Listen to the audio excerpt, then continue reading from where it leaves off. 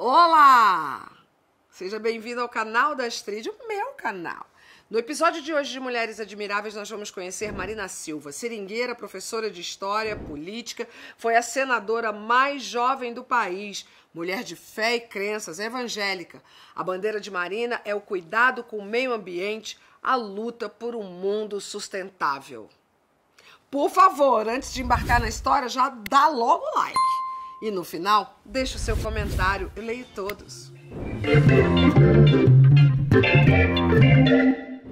Mulher negra, ex-seringueira, empregada doméstica, professora, ativista ambiental e mãe. Marina Silva ainda foi a senadora mais jovem da história da República, ministra do Meio Ambiente, vereadora, deputada estadual e participou de 3 eleições como candidata à presidência do país. Marina Osmarina Marina Silva Vaz de Lima, Marina Silva, nasceu em fevereiro de 1958, no norte do país, em Breu Velho, entre a antiga vila de Jatobal, submersa pelo lago, e a cidade de Tucuruí. Era um povoado com cerca de 400 casas, tipo palafita, construídas em terrenos arenosos. O local fica num imenso seringal chamado Bagaço, zona rural da capital do Acre. Os pais, Pedro Augusto da Silva e Maria Augusta, nordestinos, tiveram 11 filhos. Meu pai comemorou o nascimento de cada uma de suas 7 filhas, ainda que ter meninas não fosse motivo de comemoração no seringal. Marina, com 5 anos, pede para morar com a avó paterna, um pouco para aliviar o fardo dos pais, que tinham muitas bocas para alimentar. Ela perdeu a mãe quando tinha 15 anos e, como a irmã mais velha já era casada, passou a cuidar dos irmãos mais novos. Marina cresceu no seringal. Eu acordava sempre às 4 da manhã, coletava uns gravetos, acendia o fogo, fazia o café e uma farofa de banana perriá com ovo. Era esse o nosso café da manhã.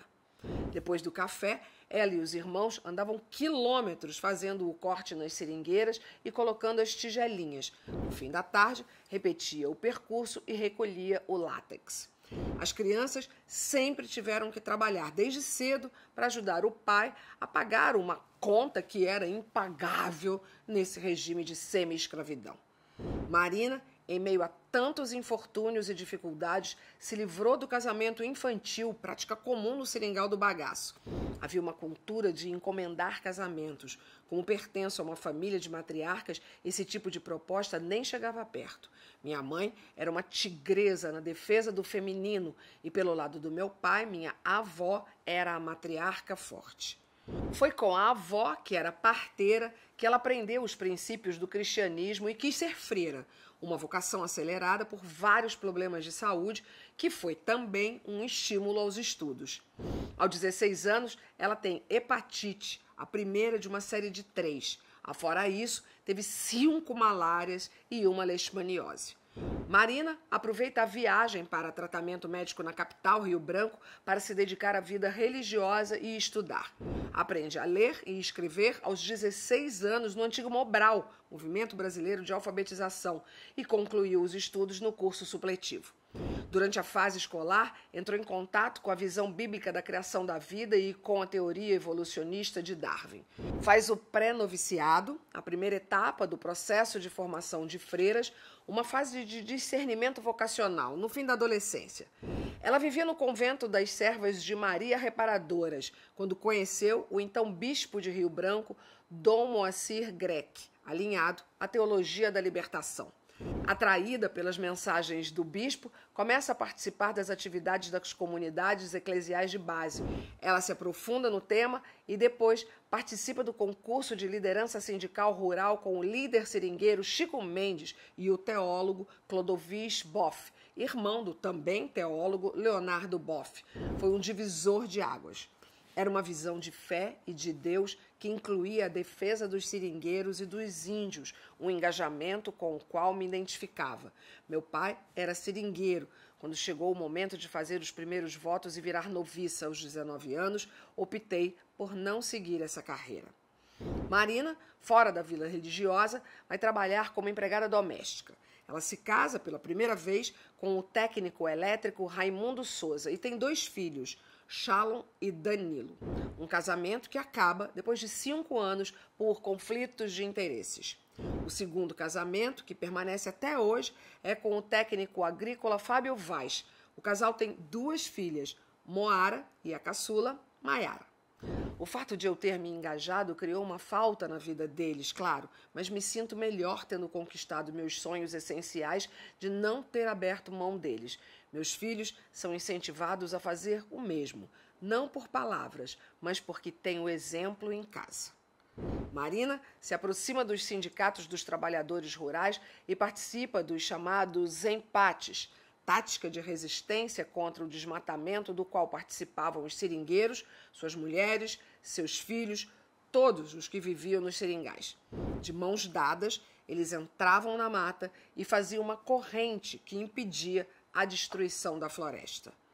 Ela se forma em História pela Universidade Federal do Acre e trabalha como professora da rede pública estadual. Durante a vida universitária, se aprofunda no universo da psicanálise, um exercício para compreender a complexa vida que levava: filhos, marido, política, formação escolar, ativismo ambiental. Depois de concluir o curso de História, Marina completa a formação com pós-graduações em Teoria Psicanalítica na Universidade de Brasília, UNB, e em Psicopedagogia na Universidade Católica de Brasília. O encontro com o marxismo-leninismo e com a psicanálise fez com que ela perceba a história além dos dogmas, das caixinhas fechadas, da dualidade opositiva, para olhar melhor para a complexidade e verificar paradoxos.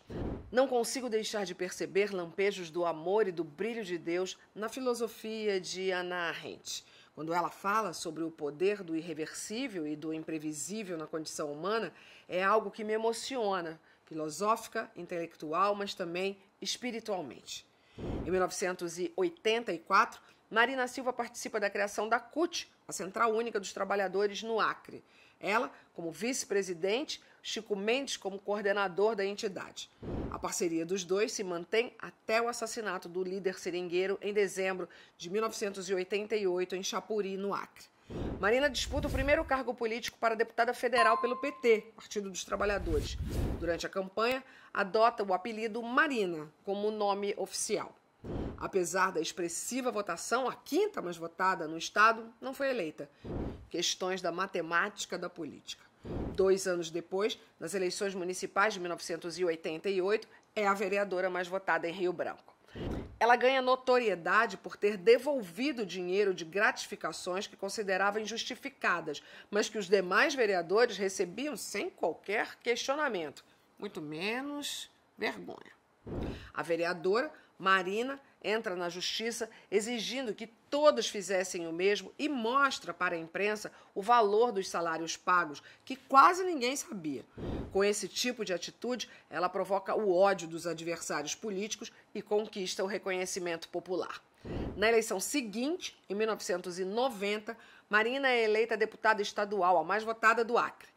Ela integra a Comissão de Obras Públicas, Transporte e Comunicações e participa de 4 comissões parlamentares de sindicância, entre elas a que investigou a fuga de Darli Alves da Silva, assassino de Chico Mendes, do presídio Francisco de Oliveira Conde, na capital acreana. Marina assume a cadeira no Senado aos 36 anos como a senadora mais jovem da história da República Brasileira. No discurso de posse, denunciou as mazelas sofridas pelas populações dos seringais, pedindo mais atenção das autoridades públicas para o Acre.